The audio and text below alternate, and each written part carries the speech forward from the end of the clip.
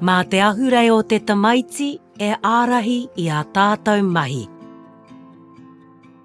Ko tō ia tamaiti haerenga ahurei i rongo i ngā ara mā tauranga, ka ahurea mā roto i ngā here torokaha ki tōna whānau, ka āta whakawhānaketia e ona kaiako.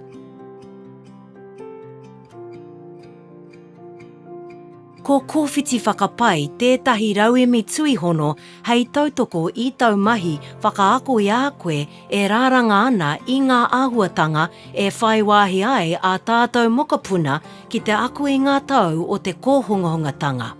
He mea whakamātautau a kōwhiti whakapai ki te taha o te rāngai mātauranga. Ka āwhina kōwhiti whakapai i a koe ki te whakatinana i te mata whānui o te whāriki i a koe e rāranga ana i tētahi marau whakaururu.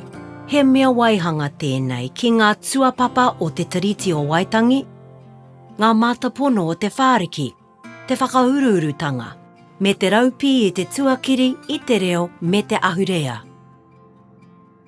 Kia whakahangia ai tau mahi whai tikanga ara tā te kaiako mahi e tautoko ana a kōwhiti whakapai i te whakarite māhere me te aro matawai arataki i roto i ēnei wāhi e toru o te ako.